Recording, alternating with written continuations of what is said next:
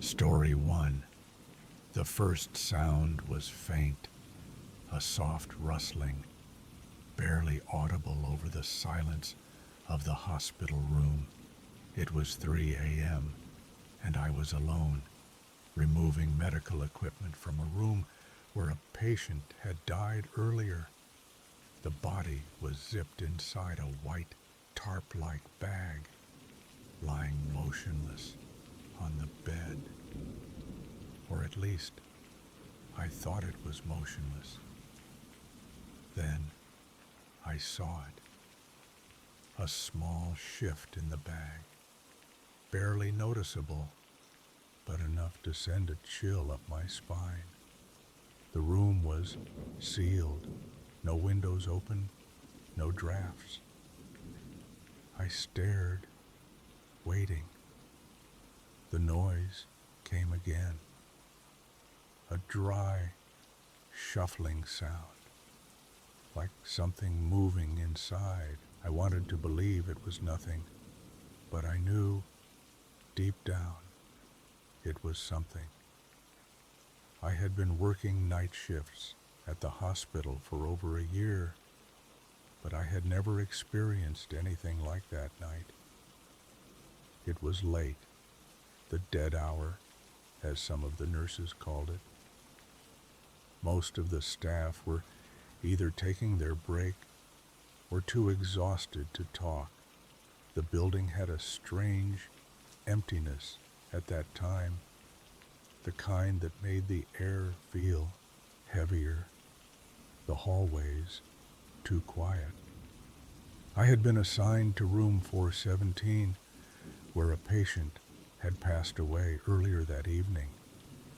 My job was simple: clear out the room, remove the IV stand, pack up any remaining equipment. I had done it dozens of times before. It should have been routine, but the moment I entered, I felt it. Something was off. I worked quickly, avoiding looking at the bed. The body had already been bagged, zipped tight inside the thick white material. I told myself I was just being paranoid. It was just another shift, just another room. Then, as I reached for the last piece of equipment, I heard it. A soft rustling sound. I froze. At first, I thought I had imagined it, but then it came again, a faint, dry shuffling against the plastic-like material of the body bag. I slowly turned my head toward the bed. The bag had shifted, only slightly, but enough for me to see it. A tiny, almost imperceptible rise and fall, as if something inside was breathing. My heart pounded.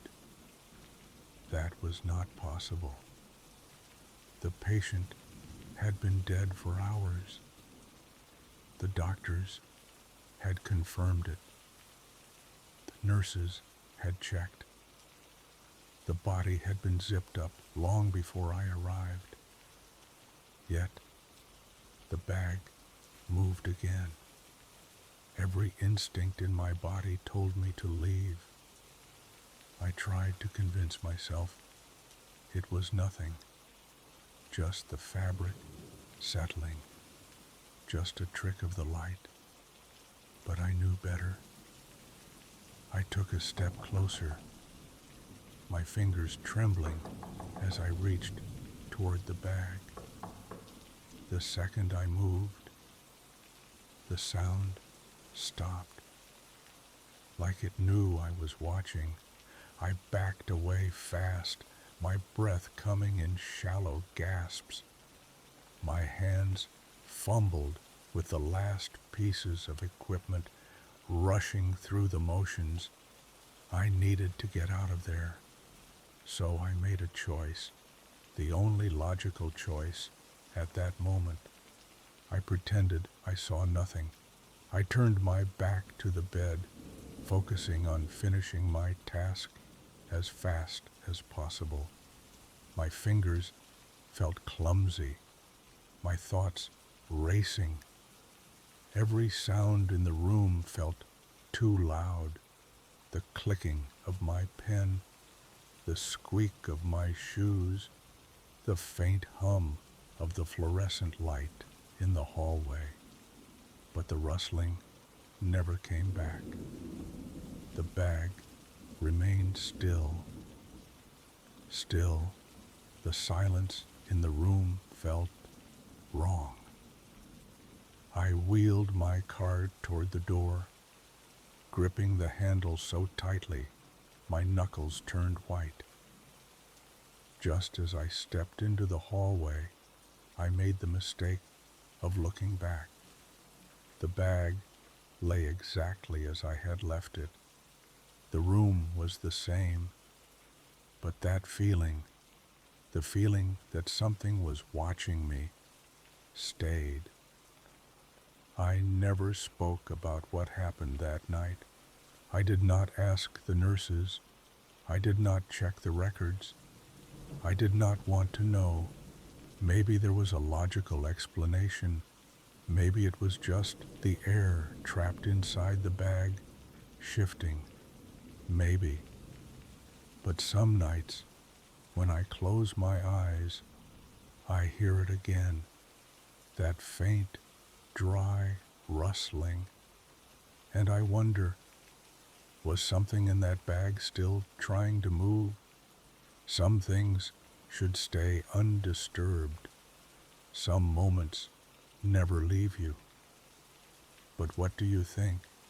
Was it just my imagination, or was something still alive in that room? Story 2. The figure stood at the end of the corridor, unmoving, watching. It was past 3:15 a.m., and the hotel was silent. The guests were asleep. The halls empty, except for me and my co-worker at the reception desk. The only thing breaking the silence was the soft hum of the security monitors. I glanced at the screens, and there it was. A dark figure with long, tangled hair and a heavy black coat, standing in the dim corridor leading to the locked breakfast area. I felt my stomach drop. The doors at the end were locked. No one should have been there. I grabbed my flashlight, stepped into the hallway, and found it empty. But when I returned to my desk and checked the cameras again, the figure was still there. Working the night shift at a hotel had its perks. It was quiet, peaceful. Most of the time, it felt like I had the entire building to myself. Just me, my coworker, and the occasional late-night guest stumbling in from a party. But sometimes the quiet felt wrong. That night was one of those nights. I sat at the reception desk, half watching the security monitors, half dozing off. The lobby was empty, the hallways silent. It was past 3 a.m., that strange time when the world seemed too still. Then something caught my eye. One of the monitors, the one facing the corridor that led to the breakfast area, had gone black and white. That was unusual. Our cameras were always in color. I frowned, leaning closer. That was when I saw it. A figure standing at the end of the hall, motionless, long unkempt hair, a heavy black coat, no visible face. I stared at the screen, waiting for it to move. It did not. A chill crept up my spine. Who was that? That hallway was locked after midnight. No guests were allowed back there. The only way in was through the door at the far end, and I had personally locked it hours ago. I turned to my coworker. "Do you see this?" I asked, pointing at the screen. He glanced over, his brows furrowing. "What the hell?" I grabbed my flashlight and pushed myself up from the desk. I had to check. Stepping into the hallway, I felt my breath catch. The air felt thicker, the kind of heaviness you feel when someone is standing too close to you. But as I scanned the corridor, there was no one there. Nothing. Just empty space. I swallowed hard, backing up toward the reception desk. My hands were sweating, but I forced myself to laugh. "Probably just a glitch," I said, more to myself than my coworker. But when I sat back down and looked at the monitor again, the figure was still there, unmoving, right where it had been before. My heart slammed against my ribs. That was not possible. If it had been a person, they would have left when I walked down the hallway. But if it was not a person, then the realization hit me like a weight in my chest. The camera feed, it was frozen. The timestamp in the corner was stuck. The camera had not updated in hours. I had been looking at a still image this entire time. I let out a shaky breath, my body relaxing slightly. "Damn thing is broken," I muttered, rebooting the system. The screen flickered, then refreshed. The figure disappeared. I wanted to laugh at myself, to brush it off as just another late-night scare. But something gnawed at me. I rewound the footage, checking the logs. The camera had been stuck since 12:30 a.m., which meant the figure had been standing there for hours. Some things are just glitches, but some things are not. Story 3. I have worked the night shift at the mill for years, but I have never gotten used to the feeling of being watched. It happens too often. A glimpse of movement at the edge of my vision, the shadow of a person that should not be there. Most nights, I tell myself it is nothing, just my mind playing tricks on me. But then there was the night when I saw him. I was measuring the flower bins, focused on my task, when I noticed legs standing beside me, work pants, boots covered in dust, someone waiting just a few feet away. I finished my calculations, turned to speak, and there was no one there. I work as a night miller at a flour mill that has been running since the 1870s. Unlike modern factories, this place still relies on manual adjustments. No fancy computers, no automated systems, just years of tradition, thick dust in the air, and machinery that never stops running. Milling has always been a dangerous profession. Decades ago, accidents were common, and workers were often maimed or killed by the very machines they operated. That history lingers in the air. It clings to the old wooden beams, the metal rollers, the narrow staircases. And sometimes I think those workers never really left. Most nights I catch glimpses of movement in my peripheral vision, shadows at the end of the roller mill line, figures standing at the top of the stairs, something just beyond the sifter line. It happens too often to ignore. There are only 4 of us in the building at night. I know where my co-workers are at all times. The places where I see them, they are always empty. About 6 months ago, I had an experience I still cannot explain.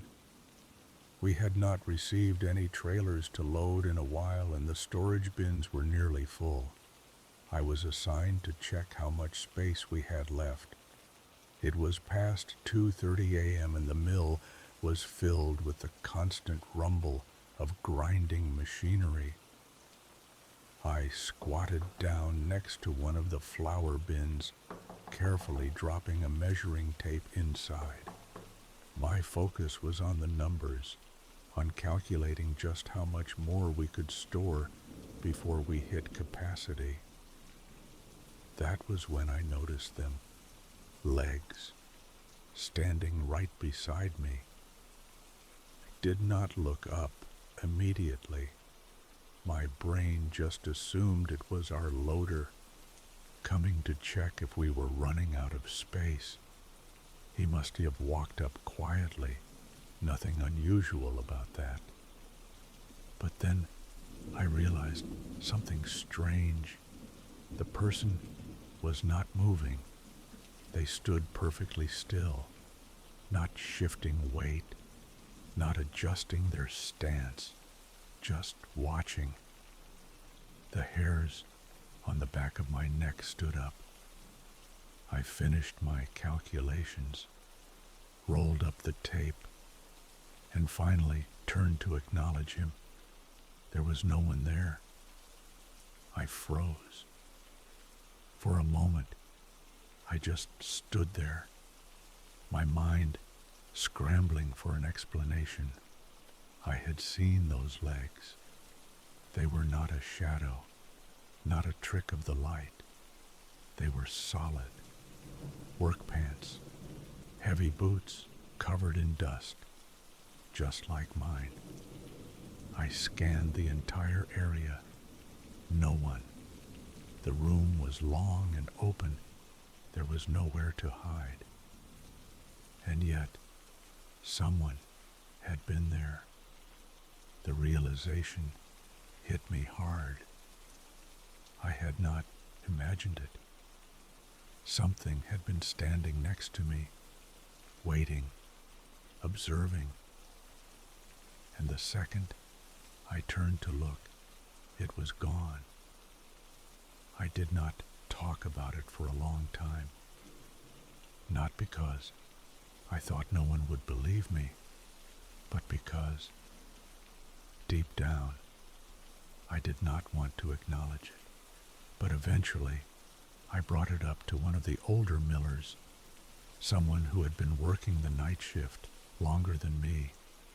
He just nodded. "Yeah," he said. "They show up sometimes." I blinked. "They?" He shrugged. The old workers, the ones who never clocked out. His words sent a chill down my spine. I had seen one of them, and maybe, just maybe, they had been watching us all along. After that night, I kept seeing them, just flickers, shapes at the edge of my vision, never hostile, never threatening, just there. Some nights, I still wonder, are they watching over the mill, or are they simply waiting for something? And if they are waiting, what are they waiting for? Some places carry their history like a shadow. Some workers never leave. But what do you think?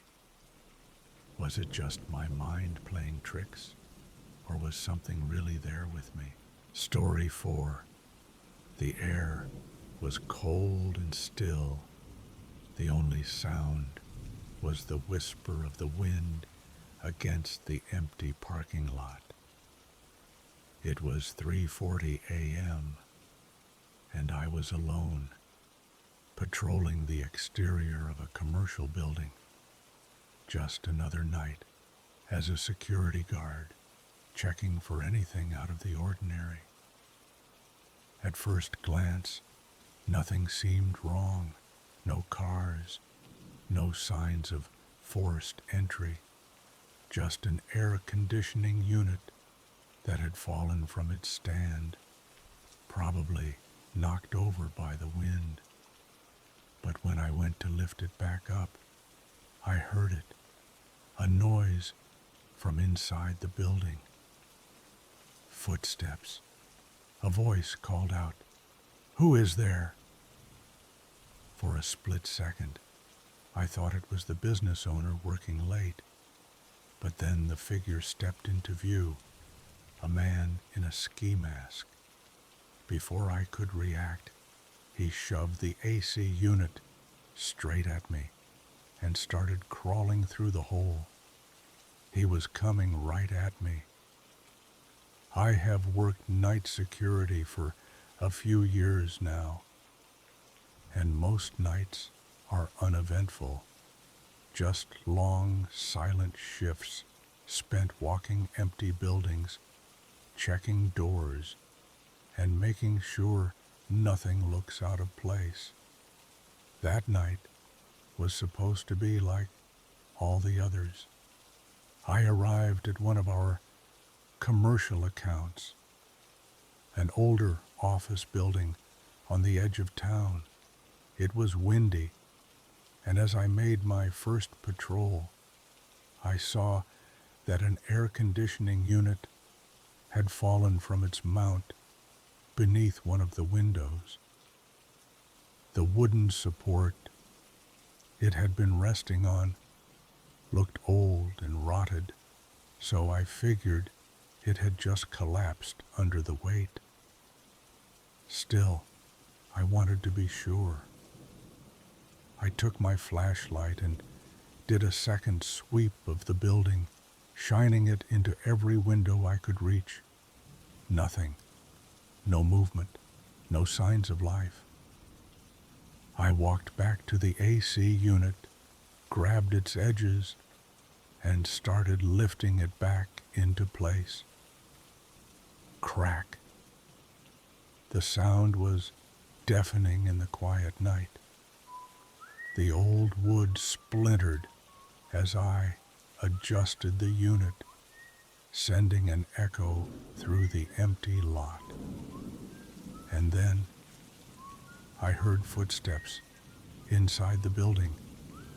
My hand froze on the AC unit. The footsteps were coming from inside the office, slow, deliberate. A second later, a voice called out, "Who is there?" I let out a shaky breath, trying to sound calm. "Security," I called back. "Just checking the building. thought the AC had fallen. Silence. Then, from the shadows, someone stepped forward.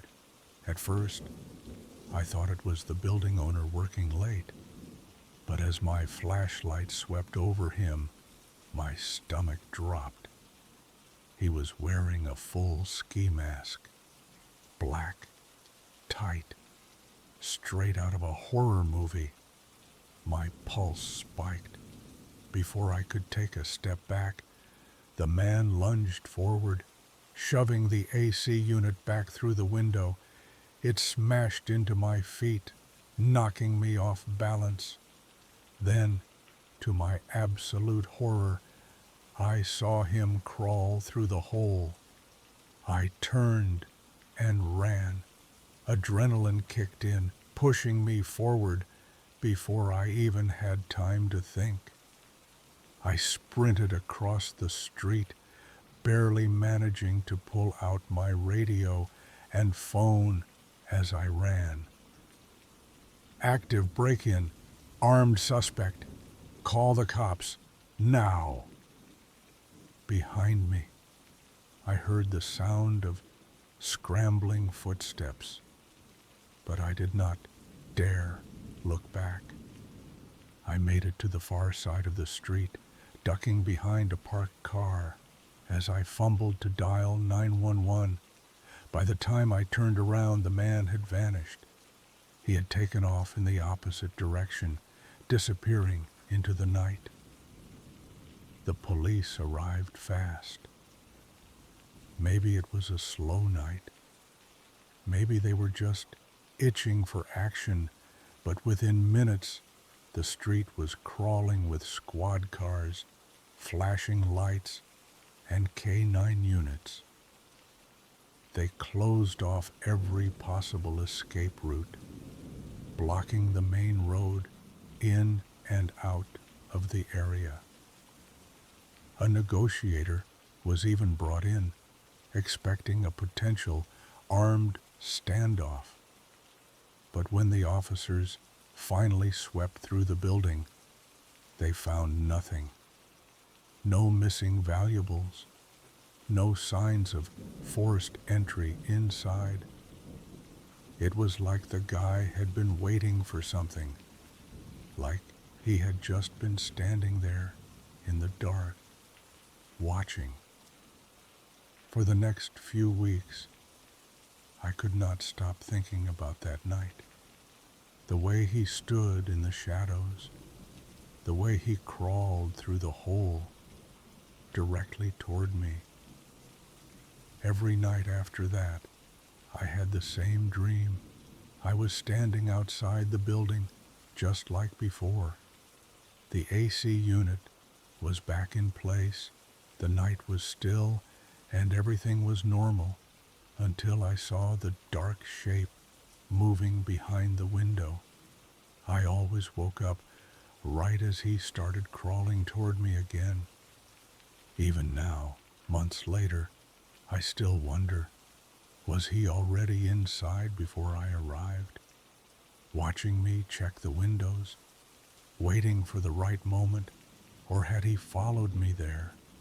And worse, what would have happened if I had been just a little slower? Some things never leave you. Some faces stay burned in your memory forever. But what do you think? Was it just a random burglary gone wrong, or was he waiting for something more? Story 5. The sky was on fire. It was not lightning. It was not the glow of city lights in the distance. It was something else. I was driving down a deserted country road at 3:15 a.m., my GPS guiding me through a back route I had never taken before. Thick clouds hung low, stretching over the landscape like a dark curtain. But ahead, reflected on those clouds, was a deep red glow, flickering, pulsing, almost alive. At first, I thought it was a fire, maybe a massive forest blaze or a controlled burn, but as I got closer, the glow intensified, bleeding across the sky in unnatural waves. And then I turned onto the highway and saw it. The land to my right was scorched, as if something had burned it to the ground.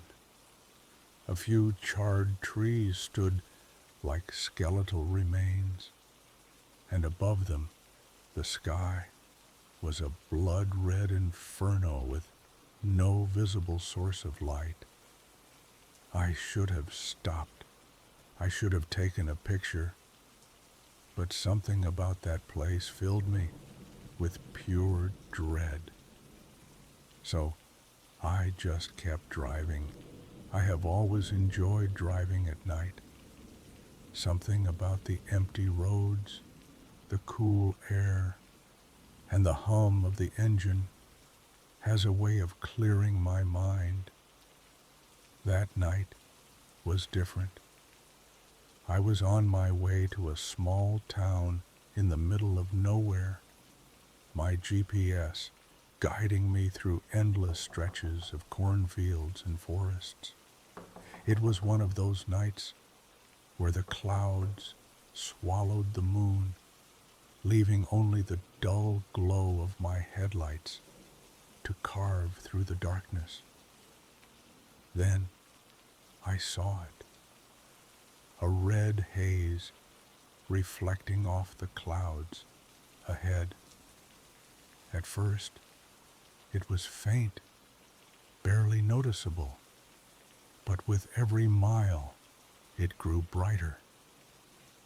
What should have been a typical drive started feeling wrong. The glow was too strong, too concentrated. I had driven past distant wildfires before, but this was different. It was as if the sky itself was burning. My hands tightened on the wheel as I exited onto the state highway. The glow was right above me now, staining everything a deep crimson. To my right, the land was bare. No crops, no grass, just scorched dirt and ash. The trees that remained were twisted, half-burned skeletons.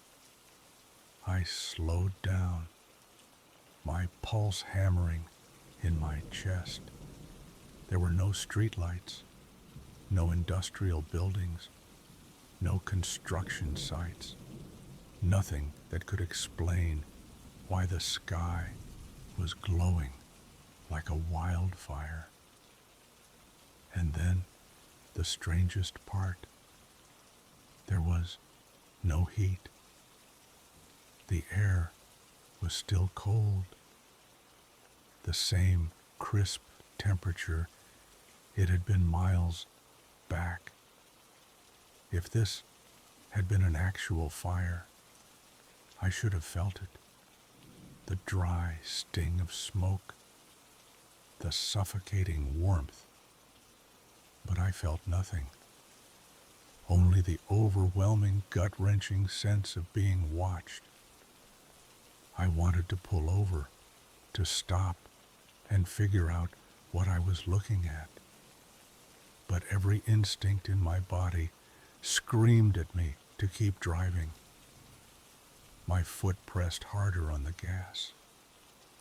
I kept my eyes on the road, refusing to glance in the rear-view mirror. Something about that place felt wrong, like I was not supposed to be there, like something was waiting as I finally passed the stretch of burning sky. The darkness returned. Just as suddenly as it had started, the glow was gone. I checked my mirrors. The red haze had vanished, as if It had never been there at all. A week later, my route took me back down that same stretch of highway. I expected to see the scorched land, the twisted trees, some evidence that what I had witnessed was real. But it was gone. The fields were back, the land untouched. The trees stood tall, no longer burned husks. It was as if nothing had ever happened. I searched online for any reports of fires in the area. Nothing. No controlled burns, no wildfires, not even a single news article about what I had seen. No one else had reported a sky on fire, and that is what haunts me the most. Even now, years later, I still cannot explain what I saw that night. Was it something natural, a freak atmospheric phenomenon, a trick of the light? Or was it something else, something that was never meant to be seen? The land returned to normal, but the feeling, the dread that crept into my bones that night, that never left. Some things are better left unexplained. Some roads hold secrets that vanish with the dawn. But what do you think? Was it just a strange weather phenomenon? Or did I drive past something I was never supposed to see? Story 6. Some places are haunted by memories. Others are haunted by something else. I worked the third shift at a prison inside a dormitory that had been rumored to be haunted for years. Strange things happened there. The locks on TV cages would swing by themselves. The heavy steel doors would open to no one. And on some nights, when I sat alone in the officer's station, the lights would flicker as if something was listening. At first, I dismissed it all as paranoia, tricks of the mind. But then I saw it. The first time, it was a reflection in the glass, standing behind me, 7 feet tall, a massive shadowed figure just watching me. The second time, it was worse, because it was right behind me. Working the graveyard shift at a prison is different from any other night job. There is a constant tension in the air, an unspoken rule that anything can happen when the world outside is asleep. The dormitory I was assigned to had a reputation among the staff. Some joked about it, others refused to talk about it at all. I thought they were exaggerating until I saw it for myself. It started with small things. The lock on the TV cage would rattle when no one was near it. The security doors would push open, even when I knew I had just checked them. Some nights, the lights at my desk would flicker, but only when I spoke about whatever was in that place. At first, I told myself it was nothing, but deep down, I felt it. The weight of something unseen, watching, waiting. The first time I saw it, I was alone in the officer's station, taking a short break from rounds. The station had a large glass window overlooking the dormitory, and at night it became a mirror reflecting everything behind me. I was reading a paperback novel, trying to keep myself awake, when I felt it, a shift in the air. The room suddenly felt colder, and my skin prickled with a sensation I could not explain. I glanced up, and there, in the reflection of the glass, was a towering figure. It was huge, at least 7 feet tall, its head nearly brushing the ceiling. It had no distinct features, just a mass of shadowed darkness standing directly behind me. My heart stopped. For 3 long seconds, I locked eyes with its reflection.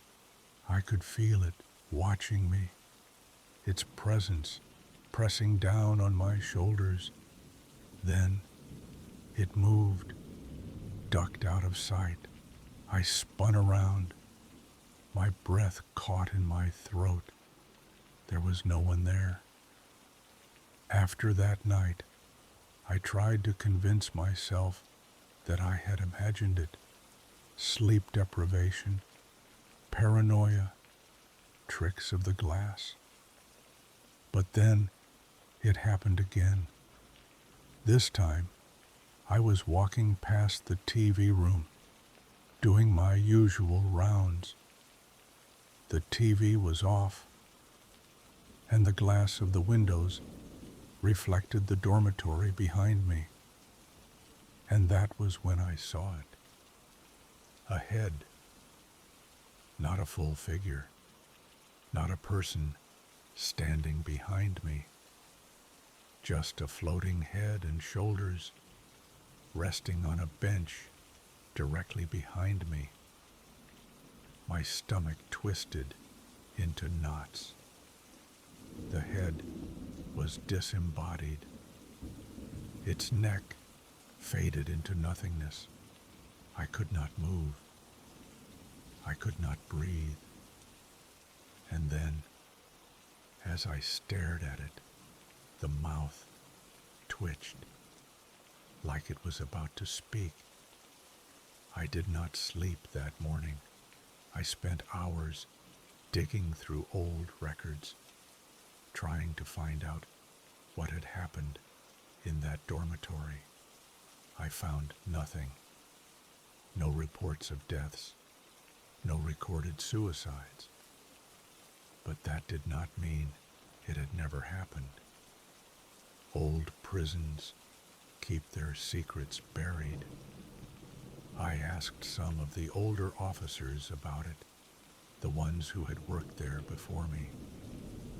Most refused to talk. The ones who did, they only had one thing to say. Whatever is in there, it was never one of us. I put in for a shift change not long after that. I told my supervisor it was due to burnout. But the truth, I could not unsee what I had seen. Some nights, I still dream about that figure in the window, the way it stood towering over me, silent and watching. But the worst part, I wake up before it ever reaches me. And I am terrified that one night it finally will. Some prisons do not just hold criminals. Some hold things that should never be seen. But what do you think? Was it just sleep deprivation? Or did I see something that was never meant to be alive? Story 7.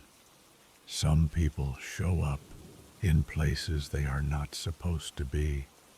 Some wander in the dark, lost, searching for something or someone that is not really there. It was 3:10 a.m. when I first saw her.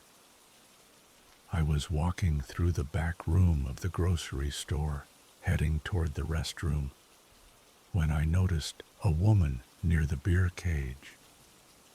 At first, I thought she was just another employee arriving for the early shift. But something was wrong. Her clothes were strange. Hospital socks, medical tape on her arms. Her eyes darted around the room like she was looking for something, or maybe someone. And then she said it. "My sister is here. She is in the coolers." But there was no sister. There was never a sister. The store's doors were locked from 1:15 a.m. to 3 a.m. every night. At 3, we unlocked the front entrance for employees, vendors, and anyone coming in for the early morning shift. That night, everything had been normal. The store was quiet. The parking lot was empty, except for a few employee cars. Then the woman appeared. She was standing alone near the beer section, aimlessly wandering between the shelves. I hesitated, watching her movements. Something about the way she tilted her head, the way her hands twitched. It unsettled me. She turned when she saw me and smiled. "I am looking for my sister," she said. Her voice was thin and unsteady. She kept shifting on her feet, glancing over her shoulder like someone was watching her. That was when I noticed her arms. White medical tape clung to her skin, the kind they use in hospitals. Her feet were wrapped in hospital socks, like she had just walked out of a patient's room. She did not belong here. Before I could say anything, my produce manager came rushing in. He had been outside on his break, and his face was pale. "There is a car outside," he said, "crashed into the railing near the entrance. Lights still flashing." A sinking feeling settled in my stomach. The woman was still staring at me, her fingers twitching. I took a small step back. "Is that your car?" She blinked, paused, and then, in a sudden burst of rambling words, she started talking about a party. She needed to go down the road. She had been invited. She did not do drugs anymore, but she had to go because it would be fun. Nothing she said made sense. My manager and I exchanged glances. One of the cashiers called the police. We had to keep her calm while we waited.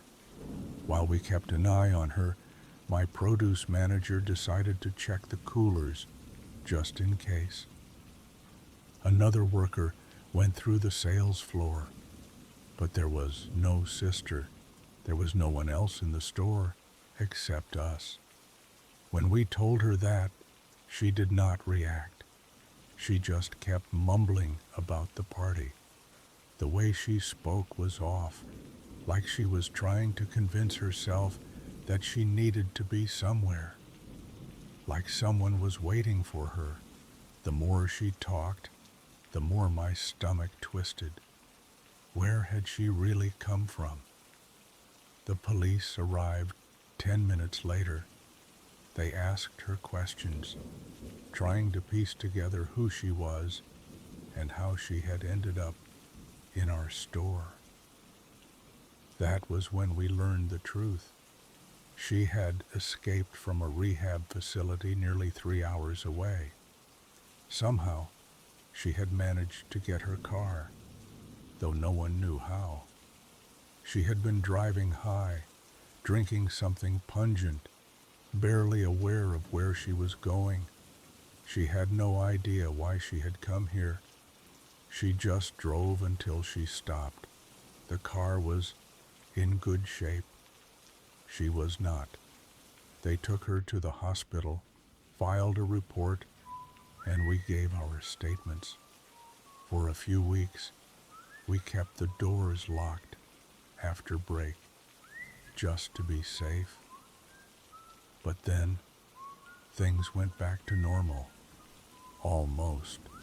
Because every time I walked into the back room, I thought about her standing there, the way she had whispered about her sister, the way she insisted she had to get to that party. But what party? Who had invited her? And why? Was she so sure her sister was waiting in the coolers? Some people get lost in more ways than one. Some people find their way to places they were never meant to be. Story 8. Some nights feel longer than they should. It was around 4 a.m. and the store was finally quiet. The aisles were stocked, the back room was cleaned, and my crew was wrapping up their shifts. It should have been just another routine night, but something felt off. The store was too quiet, the kind of quiet that makes you feel like you are not alone. At first, I thought it was just exhaustion setting in, but then I started noticing things.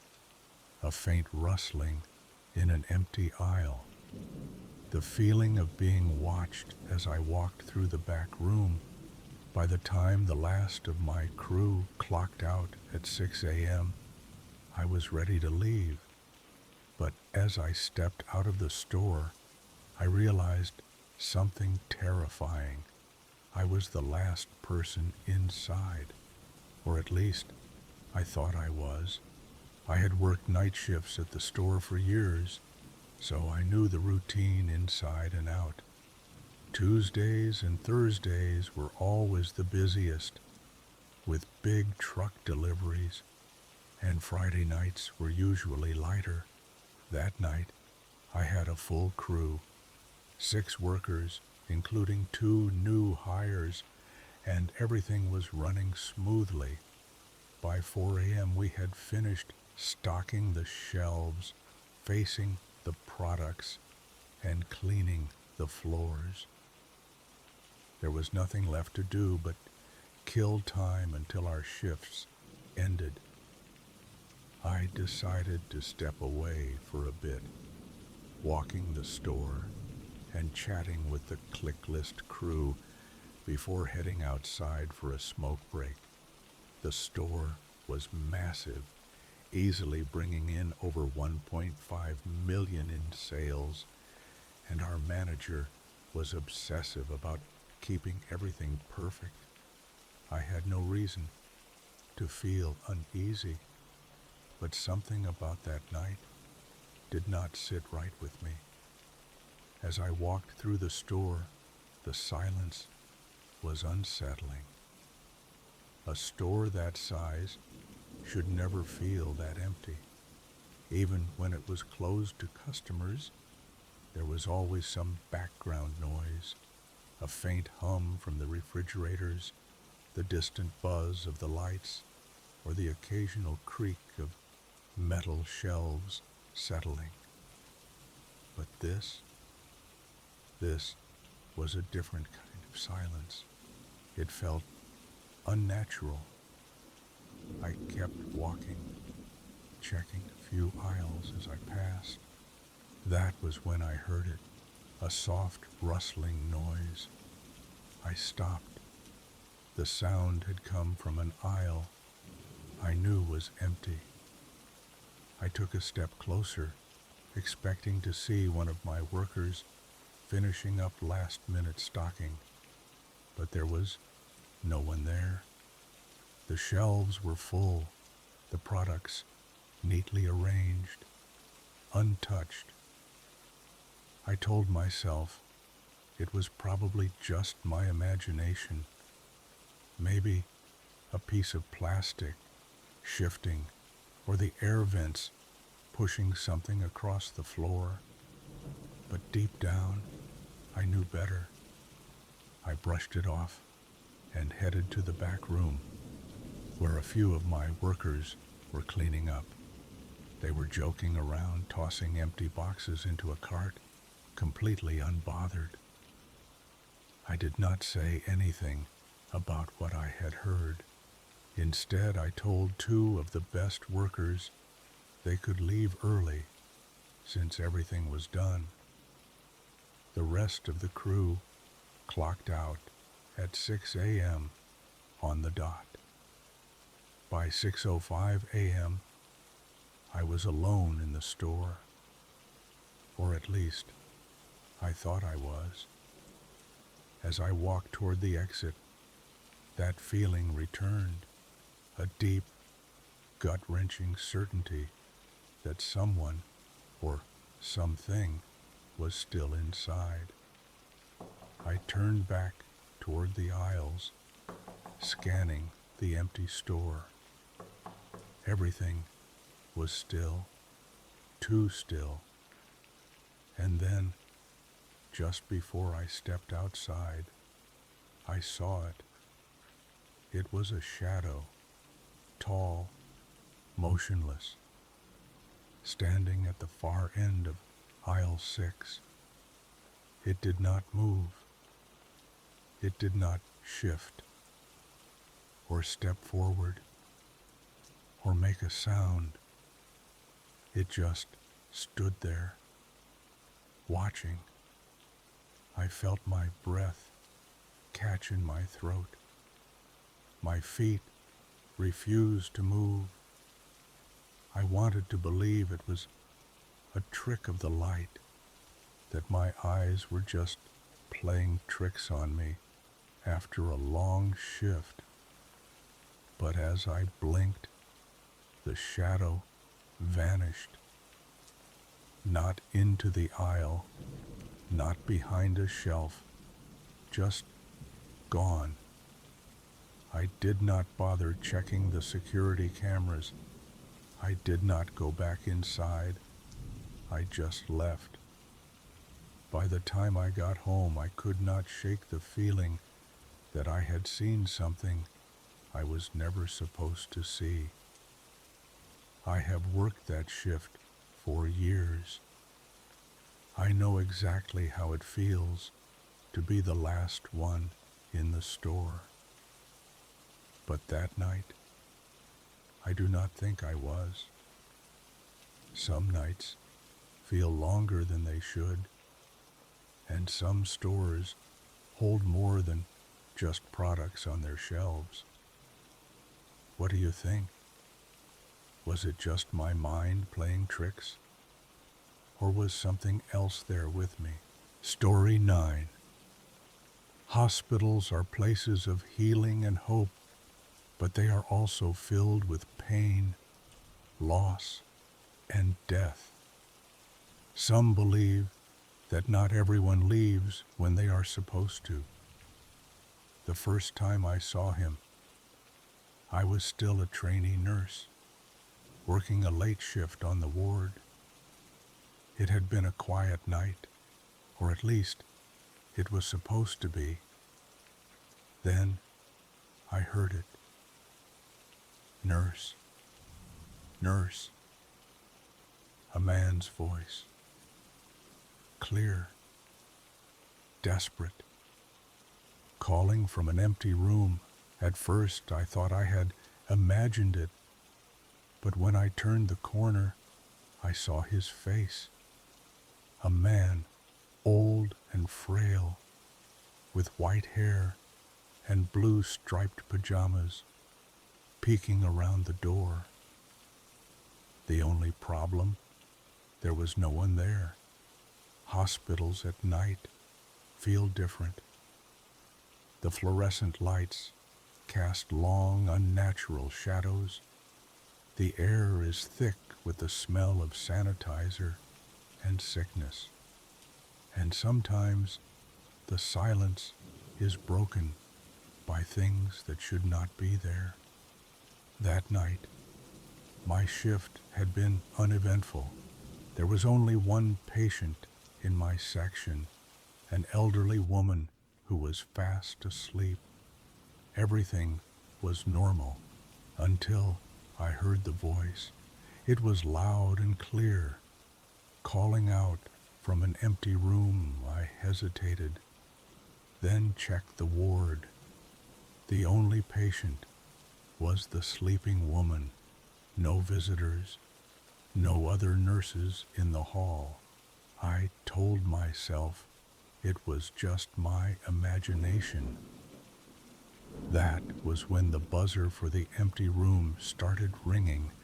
It kept going off again and again, as if someone inside was desperately trying to call for help. I felt a chill crawl up my spine as I turned the corner to check the room. That was when I saw him. An old man, just standing there, half hidden behind the doorframe. His hair was thin and white, his face wrinkled but strangely expressionless. He wore blue striped pajamas, the kind they give long-term patients. For a moment, I froze. The hallway was cold, too cold. Something in me knew this was wrong. I took a shaky breath and stepped forward, and he vanished. My body locked up. A wave of ice ran through my veins. My skin prickled with goosebumps. I did not scream, but my hands were shaking as I turned and ran back to the nurse's station. Another nurse saw the panic on my face. "What happened?" she asked. I told her what I had seen, the man, the buzzer, the voice. She frowned, then sighed. "You are not the first." I did not want to go back. I did not want to check, but I had to. We walked back together, slowly, down the long, dim hallway. The buzzer was silent now. The air still felt heavy. When we opened the door, the room was empty. No patients, no sheets on the bed, nothing. But the cold remained. I told the doctor on shift what had happened. He barely even reacted. He just shrugged and said, "It's a hospital. What do you expect?" I laughed it off, pretending it did not shake me. But deep down, I knew what I had seen, and I knew I would never forget it. Years later, I am now an ER nurse. I have seen everything: life, death, tragedy. I have toughened up, but I still remember him, the old man with the blue striped pajamas, because even after all these years, I still do not know what he wanted. Was he asking for help, or was he trying to warn me? Hospitals are filled with stories that never end. But tell me, do you think I saw a ghost, or was it just my mind playing tricks on me? Let me know in the comments. Story 10. There is something unsettling about silence. True silence. The kind that makes your ears ring and your skin crawl. That night, I had been watching anime like always, lying in bed with the soft glow of my Roku TV filling the room. My dog was caged, my mother asleep, and the house was completely still. But something felt off. It took me a moment to realize what was wrong. My mother always had her fan running. My dog always snored. Yet at that moment, the house was dead silent. Then, in the corner of my eye, I saw it, a towering figure, at least 10 feet tall, standing in the shadows of my room. And the worst part, it was watching me. The second I saw that thing, my entire body locked up, my breath caught in my throat, my muscles stiffened, and my heart hammered in my chest. It stood there, motionless, its head nearly grazing the ceiling. The figure was pitch black, a shadow darker than the room itself, its presence stretching beyond human proportions. I could not see its face, or maybe it did not have one. Every nerve in my body screamed at me to run, and I did. I bolted out of bed, sprinting faster than I ever had in my life. But the moment I flung open my door and rushed into the hallway, everything went blank. The next thing I knew, I was waking up in bed. Had I dreamed it? It felt too real. The silence, the absence of my mother's fan, the unnatural stillness of my dog. But I pushed the fear aside. Maybe it was just a dream, maybe. But then, something worse happened. A few days later, I went to visit my grandmother's apartment with my best friend. Her building had 3 floors, but the 3rd floor had no apartments, just a long, empty hallway.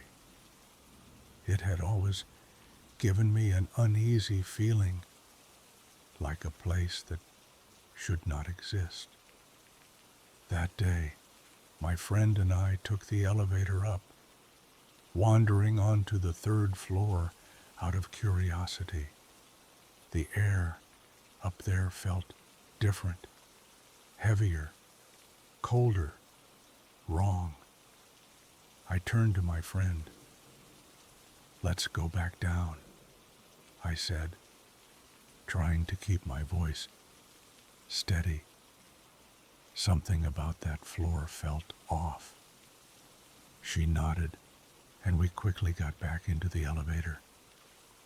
That is when things started going wrong. The elevator was old, but it had always worked fine until that night. As we descended, the lights flickered and the elevator slowed down. I held my breath. It had never done that before. The seconds stretched on forever. My friend gripped my arm, her fingers ice cold. Then, with a sudden lurch, the elevator stopped. The air felt thick, suffocating. We stood frozen, barely daring to breathe. Then, a sound, a soft, rhythmic knocking. It was coming from outside. But we were in a moving elevator. How could there be knocking on the walls? When the doors finally slid open, we ran. We did not stop until we reached the lobby, our lungs burning, our hands shaking. I turned to look back at the elevator. It stood there, silent, waiting. And for a moment, I thought I saw something move inside. A shape, a shadow, something that should not be there. But I did not stay to find out. That was the last time I ever took that elevator alone. But sometimes, even now, when I pass by that building, I swear I hear it. A soft, rhythmic knocking, as if something or someone is still trying to get out. Some places hold secrets. Some places are never truly empty. But what do you think? Was it just in my head, or did something else ride that elevator with us? Let me know in the comments, all of you.